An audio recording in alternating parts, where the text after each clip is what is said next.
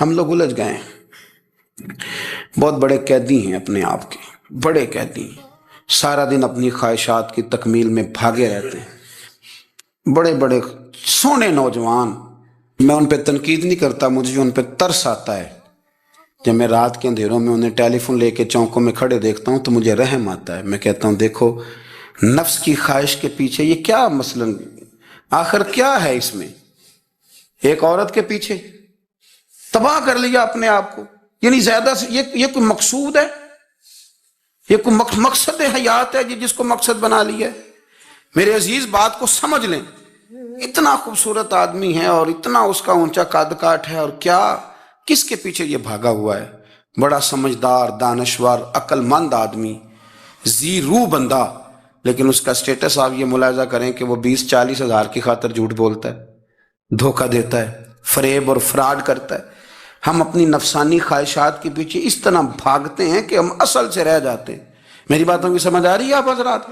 تھوڑا تھوڑا کر کے، ایک ایک کر کے ان کی باتیں کم مانیں۔ وہ ضروری تو نہیں نا کہ سویرے ناشتہ بازار سے اپنی مرضی کا تگڑا کیا ہے، بازار سے لا کے پوڑیاں چنے بہترین کھائے، اور پوڑیاں چنے ابھی کھائے نہیں، شاپر میں ڈالے ہوئے ہیں، اور وہ لے کے ابھی آ رہا ہے تو ساتھ ہی رستے سے گوشت بھی چھوٹا اچھا لگا تو 2 کلو وہ بھی لے آئے کہ پوڑیاں چنے کھاؤں گا اور دوپہر کے لیے گوشت پکاؤں گا۔ وہ پہلے یہ تو کھا لے صاحب، اس سے تو نجات پا لے۔ یہ پتہ نہیں ہضم ہوتا ہے کہ کچھ اور کرتا ہے تیرے ساتھ، لیکن وہ گوشت بھی ساتھ لے آیا۔ یعنی ٹیبل پہ، ناشتے کے ٹیبل پر بیٹھ کے فیصلہ ہو رہا ہوتا ہے کہ ہم نے کیا کھانا ہے، ہم نے کدھر جانا ہے۔ سنگیو یاد رکھو، باتوں کو سمجھو اور غور کرو۔ یہ تھوڑا تھوڑا کر کے جب ہم چھٹکارا حاصل کرنے کی کوشش کریں گے نا، چھٹکارا حاصل کرنے کی، کہیں جگہ سے، کسی جگہ سے اگر آپ کو تنبیہ ہوتی ہے نا، تنبیہ، اس میں بھی بڑا مزہ آتا ہے۔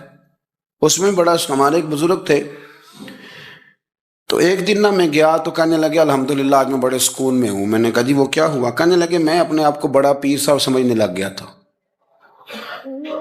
تو ایک وابڈا کے کسی آدمی سے کام تھا تو میرے ایک دوست نے مجھے کہا کہ پیر صاحب اس کو ٹیلی فون کر دیں، سنا ہے آپ کا عقیدت مند ہے۔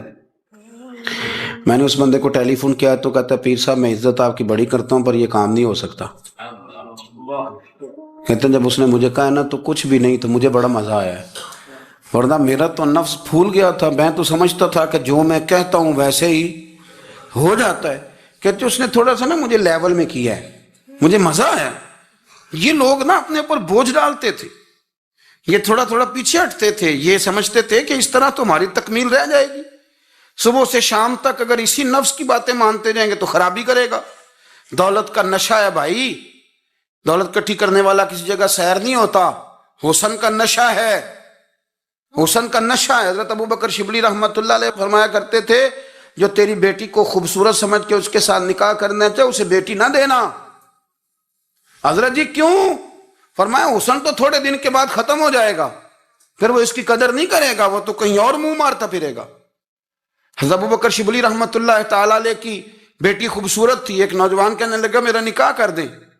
آپ فرمانے لگے پتر تو 1 مہینے کے بعد آنا، کر دوں گا۔ بڑی موٹی تازی خوبصورت صاحبزادی، تو حضرت نے اسے دوائی کھلائی، اسے پخانے لگ گئے۔ جو پخانہ کرتی ایک مٹکے میں سنبھال دیتے۔ تھوڑا وقت گزرا تو وہ ہڈیوں کا پنجر بن گئی، مہینے بھر میں دست اتنے آئے کہ کمزور ہو گئی۔ تو ابوبکر شبلی 1 مہینے کے بعد نوجوان کو بلایا، فرمایا ادھر آ تیرا نکاح کروں۔ بچی دکھائی تو وہ کمزور بستر پہ پڑی، فرمایا شادی کر، کہنے لگا اس سے نہیں میں نے کرنی۔ فرمایا یہ وہی ہے؟ کہنے لگا جی نہیں۔ فرمایا تو کہتا تھا مجھے عشق ہے، کدھر گیا تیرا عشق؟ کہنے لگا حضرت صاحب آپ کیسی بات کر رہے ہیں؟ فرمایا ادھر آ۔ پھر وہ مٹکا جس میں گند رکھا تھا وہاں لے گئے، فرمانے لگے تیرا اس کے ساتھ عشق تھا، یہ ہے تیرا عشق۔ فرمایا اسے تو میں 4 دن روٹی کھلاؤں گا پھر تندرست ہو جائے گی، لیکن میں دیکھنا چاہتا تھا کہ تو میری بیٹی سے پیار کرتا ہے یا اس کے چہرے پہ آنے والی کچھ وقت کے لیے سرخی سے پیار کرتا ہے، اس لالی سے پیار کرتا ہے جو جوانی کے وقت بچوں اور بچیوں پہ آتی ہے۔ کس چیز کے دل دادا؟ یعنی کیا مطلب؟ نفس کی غلامی، سراسر غلامی، اور پلٹ پلٹ کے اور بڑے بڑے سیانے بندے چھوٹی سی خواہش کے لیے، بڑا سمجھدار آدمی، بڑا سیانا بندہ۔ میں ایک بڑے بزرگ عالم تھے، میں ایک دفعہ ملنے گا تو پائے پکا رہے تھے، خود پائے پکا رہے تھے، تو وہ بڑے پیار کی بات ہوتی ہے نا جی، تو تامت باندھی ہوئی اور بڑی جناب خستہ حالی، اور وہ پائے پکا رہے ہیں. تو میں نے ان سے کہا، میں نے کہا حضرت جی پائے تو کسی اور نے بھی پکا لینے تھے، آپ بخاری لے کے بیٹھتے، چلو میری طرح کا کوئی بندہ آپ سے استفادہ بھی کر لیتا. اب پائے آپ لائیں گے، پھر پکائیں گے، پھر آپ کھائیں گے، تو یہ تو 24 گھنٹے آپ کے اسی کام میں گزر جائیں گے. تو یہ ایک چھوٹی سی خواہش کے لیے، میں کسی چیز کو حرام نہیں کہہ رہا. قرآن پاک کی جو آیت پڑھی ہے صرف اس کی تفسیر آپ کے سامنے عرض کر رہا ہوں. ہماری خواہشات ماں پالتی ہے، آپ کو نہیں پتا کتنے دکھ سہتی ہے. میں ان ماؤں کو جانتا ہوں جو بیٹے کے حصوں کی مار بھی اس کے ابے سے کھاتی ہیں، مار کھاتی ہیں. وہ ایک خاتون ہے، ایک کان سے سنتا نہیں، میرے پاس ایک دفعہ آئی، کہنے لگی 60 لگ گئی سی، کوئی دعا کر دیں، کیا کوئی وظیفہ پر، ڈاکٹر کہتے ہیں ٹھیک نہیں ہو سکتے. میں نے کہا باجی صحیح بتاؤ مسئلہ کیا ہے؟ کہنے نہیں کچھ بھی نہیں، مسئلہ کیا ہونا ہے، پتر غلط نکل آیا ہے، اس کا باپ روز مارتا ہے، آج میں آگے گئی ہوں تو اس نے ایک تھپڑ میرے کان پہ مار دیے. تو پردہ پھٹ گیا. مائیں مار کھاتی ہیں، لیکن وہ پتر جس کو بڑی محنت سے پالا ہے، وہ جوان ہوتا ہے تو اماں سے کہتا ہے تجھے چھوڑ دینا ہے، پر جس لڑکی سے میرا ٹیلی فون پہ رابطہ ہے اسے نہیں میں نے چھوڑنا، وہ نہیں چھوڑ سکتی. ہر شے کچل جاتا ہے وہ. اماں کبھی لیٹ کے رات کو سوچتی ہے کہ یہ تو میری کل کمائی تھی، میں تو آج بھی اس کے حصے کے تھپڑ اپنی گالوں پہ برداشت کر رہی ہوں، تو یہ کدھر گیا؟ اردشیر نام کا بادشاہ تھا. حضرت محدث ابن الجوزی آج سے کچھ 700 سال پہلے لکھتے ہیں. اردشیر بادشاہ بڑا خوبصورت تھا، جوان تھا، بڑا عقل مند تھا. اس نے اس طرح کہ قریب کی ساری ریاستوں پہ قبضہ کر لیا. بڑا عقل مند زیرک تھا، قبضہ ہو گیا. ایک بادشاہ بڑا سخت تھا، اس کے ساتھ جب پنجہ آزمائی ہوئی تو اردشیر کہتا ہے اس پہ میرا قبضہ نہیں ہو رہا تھا، اور جب ہم نے ساری ریاستوں نے مل کے اس پر حملہ کیا تو ایک قلعے کے اندر قلعہ بند ہو گیا. اردشیر بڑا خوبصورت آدمی تھا، بڑا سمجھدار تھا، تو وہ بادشاہ قلعہ بند ہو گیا، اس نے کہا نکلنا ہی نہیں. اب وہ اندر بند ہے، یک بارگی حملہ کیا تو وہ بڑا قلعہ تھا اس میں بند ہو گیا. اس بادشاہ کی نا جس پر حملہ کیا، اس کی بیٹی اچانک ایک دن قلعے کی دیوار پہ چڑھی تو اردشیر کے حسن و جمال کو دیکھا تو عاشق ہو گئی،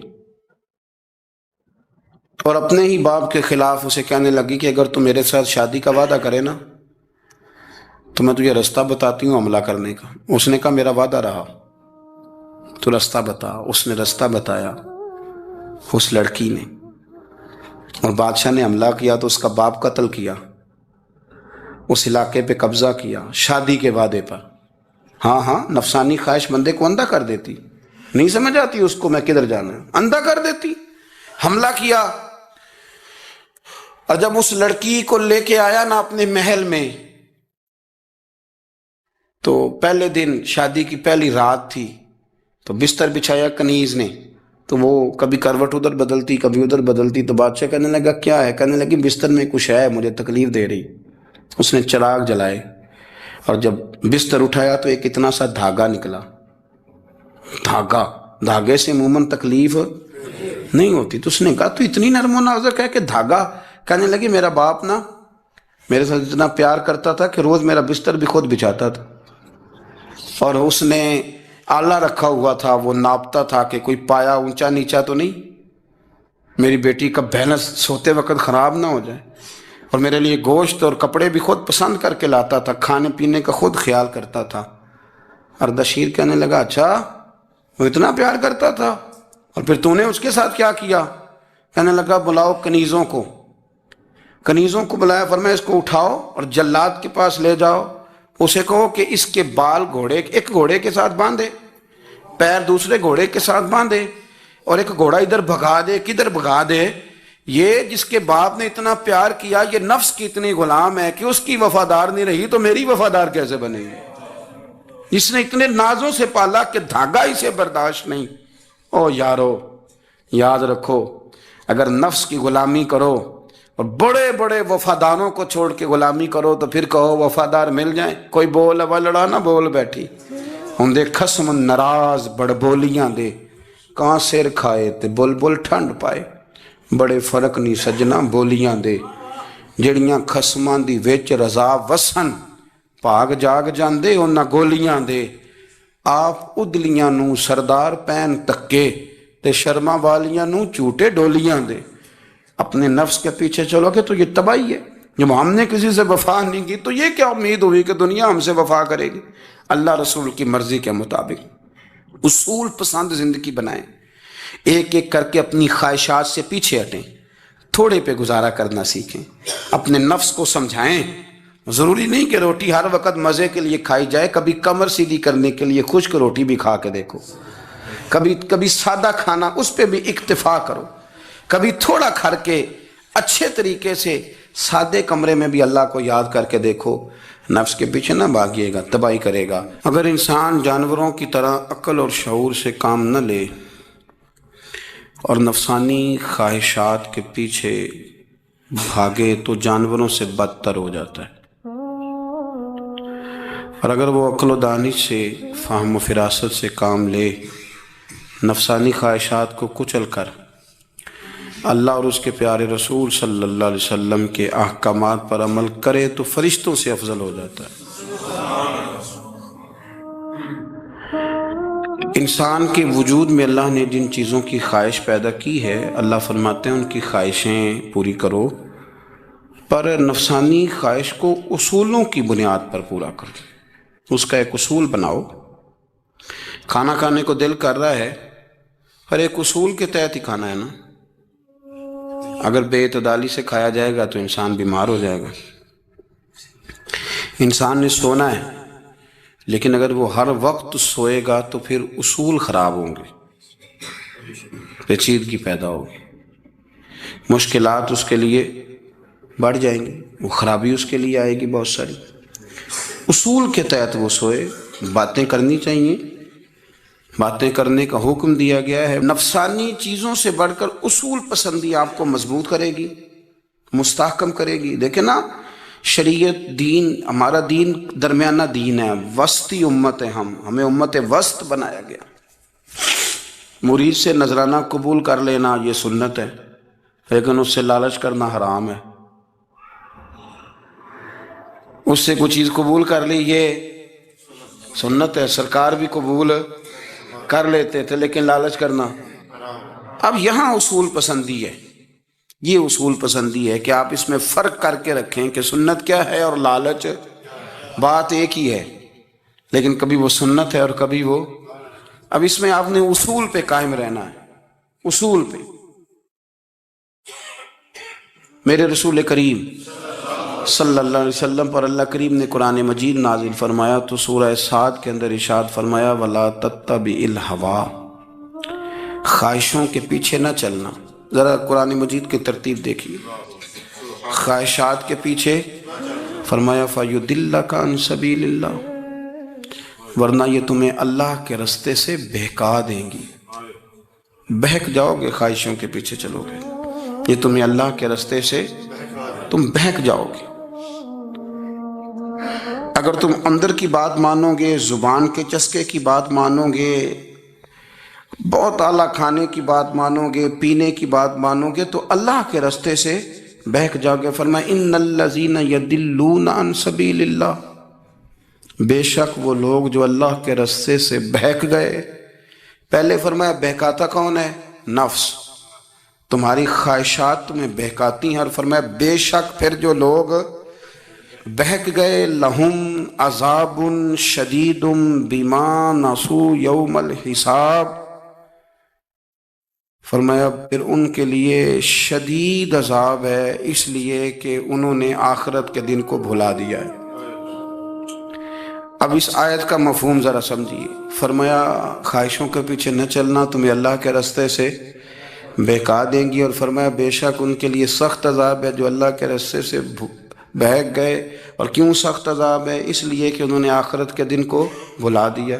تو آخرت کا دن بھلا دیا، پیچھے کا خواہشوں کے پیچھے نہ چلنا تمہیں اللہ کا رستہ بھلا دیں گی۔ مفہوم آیت یہ ہوا، قرآن نے ہمیں ارشاد یہ فرمایا کہ خواہشات نفس کے پیچھے چلو گے آخرت کو بھول جاؤ گے،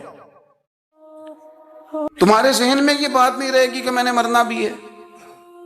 پھر لوگ معاذ اللہ ثم معاذ اللہ یہ کہیں گے کہ بھائی یہاں جینے دو نا، پھر آگے جائیں گے تو دیکھی جائے گی۔ لوگ بھول گئے مرنے کو۔ ہماری ساری جدوجہد زندہ رہنے کے لیے ہے، ساری 60-70 سال کے لیے سارا کچھ ہے. آپ دیکھ لیں، ٹٹول لیں کسی بندے کو، صرف جتنی محنت کر رہا ہے وہ جینے کے لیے کر رہا ہے. رب کریم کے بندے جتنی محنت کرتے تھے مرنے کے لیے کرتے تھے، تو مرنے کے لیے کوشش کرتے تھے کہ مر جانا ہے، اس کے لیے جدوجہد. ہم جتنی جدوجہد کر رہے ہیں ساری جینے کے لیے، جینے کے لیے. میرے رسول کریم صلی اللہ تعالی علیہ وسلم کا ایک فرمان ہے مسند امام احمد بن حنبل میں، اور بڑا نرالا، بڑا انوکھا اور بڑا معنی خیز ہے. حضور سید عالم صلی اللہ تعالی علیہ وسلم نے فرمایا بڑا بیوقوف ہے وہ شخص. ذرا ترتیب دیکھیے، حضور کی زبان سے نکلے ہوئے حکمت کے موتی. مسند امام احمد بن حنبل فرمایا وہ بڑا بیوقوف بندہ ہے جو چلتا اپنی خواہشات نفس کے پیچھے اور امید یہ رکھتا ہے کہ رب مجھے آخرت میں انعام عطا کرے گا. چلتا کس کے پیچھے؟ خواہش کے پیچھے، اور کہتا یہ ہے کہ اللہ مجھے قیامت میں انعام دے گا. تو انعام تو اسے دیا جاتا ہے نا جو کوئی محنت کرتا ہے. دیکھیں نا، جس کا منہ پنڈی کی طرف ہے تو پنڈی وہ پہنچے گا، کہ وہ جس کا منہ پنڈی کی طرف ہے وہ لاہور پہنچ جائے گا. منہ پنڈی کی طرف کرنا اور خواہش لاہور کی رکھنا، منہ کر لینا لاہور کی طرف اور خواہش پنڈی کے رکھنا، تو میاں یہ تو نہیں نہ ہوگا. پیچھے تو تلے خواہشات نفسانیہ کے ہمارے ہاں نا بہت بڑا رٹا ہے. آپ یقین کریں، میں اکثر کہتا ہوں، میں یہ کہا کرتا ہوں کہ ہمیں نا اپنی مرضی کا سارا کچھ چاہیے، اپنی مرضی کا سارا کچھ. ابا جی بھی اپنی مرضی کے، بچے بھی، استاد بھی، پیر صاحب بھی. پیر صاحب بھی یعنی میری مرضی کے ہونے چاہیے. بھائی وہ پیر صاحب ہے، یا تو اس طرح کرنا کہ تو خود پیر بن جا. وہ بھی میری مرضی کا، ہر شے میری مرضی کی.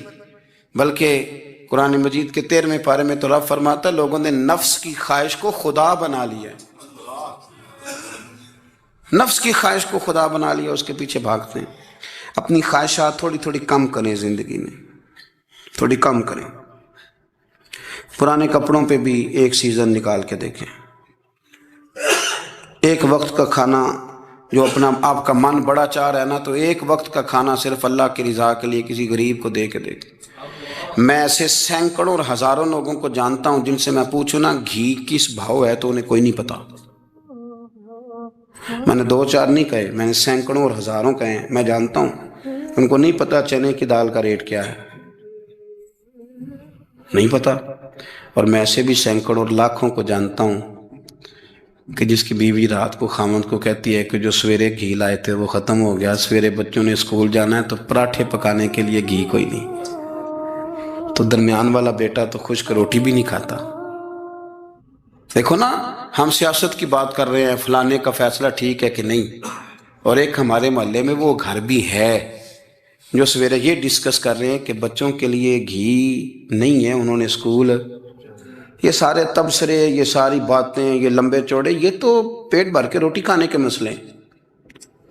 اگر بھوک شدید لگی ہو تو پھر بات یاد نہیں رہتی. نفسیانی خواہشات کا حال یہ ہے کہ جو نیا موبائل کا نیا ماڈل آتا ہے وہ مارکیٹ میں شارٹ ہو جاتا ہے. ہیں ہم غریب لوگ، نیا ماڈل جو آتا ہے نا موبائل کا وہ ہمارے ہاں مارکیٹوں میں ملتا نیا، یعنی پرانا ملے گا آپ کو، استعمال شدہ نیا. یہ وہ غریب ملک ہے جس کے اندر تھر میں لوگوں کو پانی نہیں مل رہا.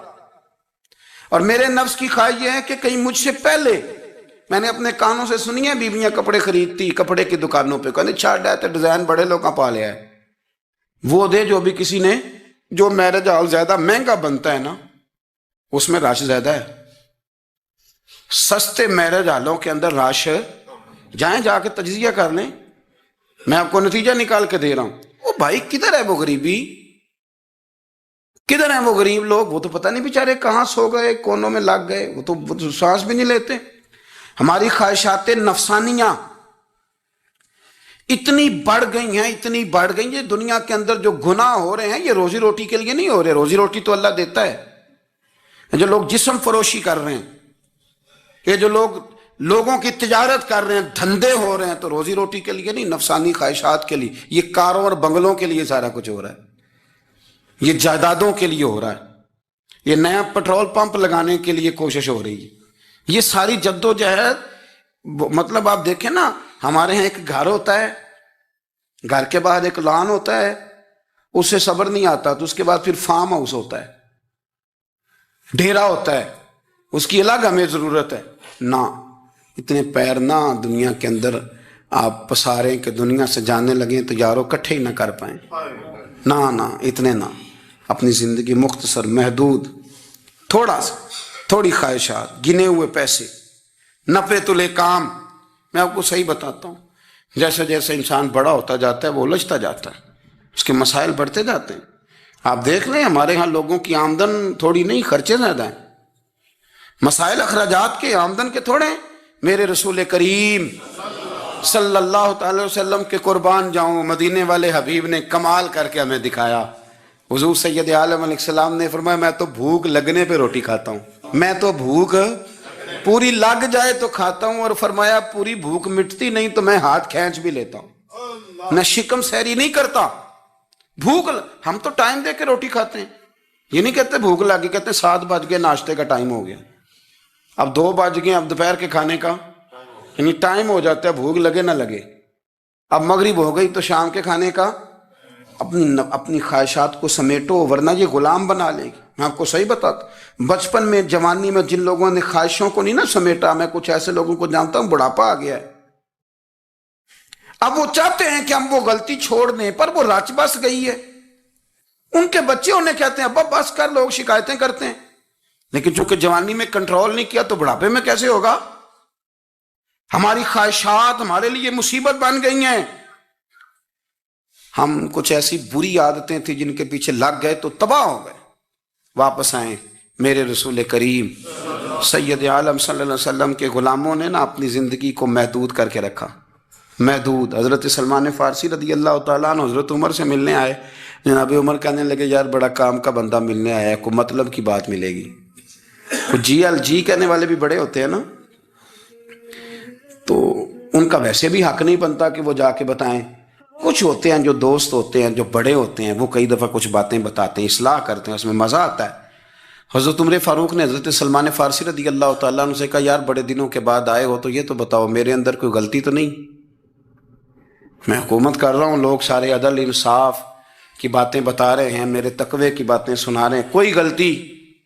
تو حضرت سلمان فارسی رضی اللہ تعالیٰ عنہ کہنے لگے بالکل غلطی ہے عمر، تمہارے اندر بڑی شدید ہے، مجھے بڑی ناپسند ہے، اور شدید قسم کی غلطی ہے، نہیں ہونی چاہیے تھی. حضرت عمر فرمانے لگے بولو. عرض کی مدی کیا پورے 22 لاکھ مربع میل میں سب جگہ غربت ختم ہو گئی ہے؟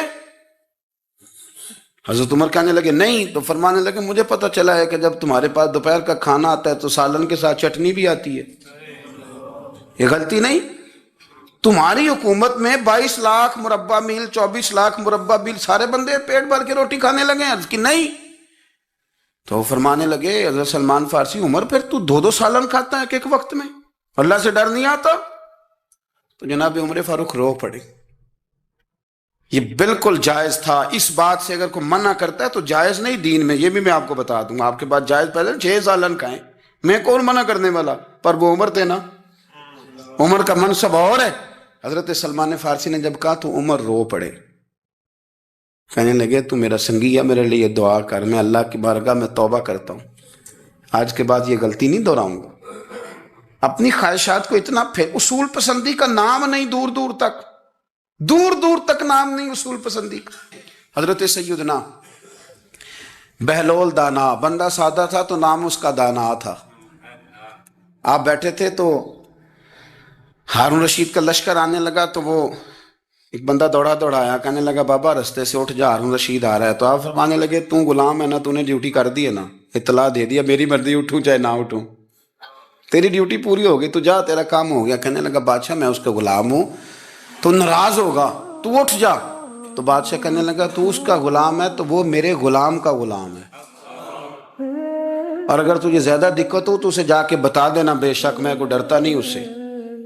ہارون رشید کو جا کے بتایا کہ وہ سادہ سا بابا ہے، تو وہ کہتا ہے کہ ہارون رشید میرے غلام کا غلام ہے. تو ہارون رشید بھی ناراض ہوا، کہنے لگا پتہ کر لیتے. جا کے پوچھا یہ تم نے کیا کہا؟ غلام کے غلام؟ تو آپ فرمانے لگے بادشاہ سچ بتا تو اپنے نفس کا غلام نہیں تو نفسانی خواہشات کا بتا تو غلام نہیں تو دوسرے بادشاہ کا جس طرح کا تخت اور تاج دیکھتا ہے اس طرح کا بنوا کے رکھ نہیں لیتا؟ تو غلام ہے کہ نہیں نفس کا؟ بادشاہ چپ کر گیا. فرمانے لگے تو نفس کا غلام ہے اور نفس میرا غلام ہے اور میری مرضی پہ چلتا ہے. تو اب بول تو غلام کا غلام ہے کہ نہیں؟ تو ہارون رشید کہنے لگے حضرت بہلول دنا سے میں نے کئی دفعہ ارادہ کیا کہ آپ سے نہ ملوں پر آ ہی جاتا ہوں، پر فتح ہر دفعہ آپ کی ہو جاتی ہے، کامیابیاں آپ کو ہی ملتی. دوست تھوڑا نہ کہیں رکیں، کوئی ایک آدھ خواہش، کوئی ایک آدھ پروگرام. ہماری خواہشات بڑی لمبی چوڑی، بڑی لمبی چوڑی. خواہشات کے ساتھ ہی ہم دوستی کرتے ہیں، خواہشات کے ساتھ ہی ہم رشتہ داری کرتے ہیں، خواہشات کے ساتھ ہی ہم شادی کرتے ہیں. سارا کچھ خواہشات کے ساتھ. سیاسی شادیاں، وہاں شادی کریں گے تو اتنا مال آئے گا، اتنا کچھ جائے گا. خواہشات کے ساتھ رشتہ داری، خواہشات. غریب رشتہ دار سے دوستی نہیں، خواہش نہیں پوری کر سکتا. امیر سے ہر شے خواہشات کے لیبل کے اندر بندھی ہوئی. آپ دیکھ لیں سارے معاملات کو ہم نے اپنی نفسانی خواہش کے اندر رکھ دیا ہے. میری مرضی کے مطابق دنیا چلے تو ساری اچھی ہے اور میری مرضی نہ سنے تو بندہ ایک بھی اچھا نہیں ہے. اپنی خواہشات کے چنگل میں ہم نے غلامی اختیار کر لی، صبح سے شام تک نفسانیت ہی نفسانیت.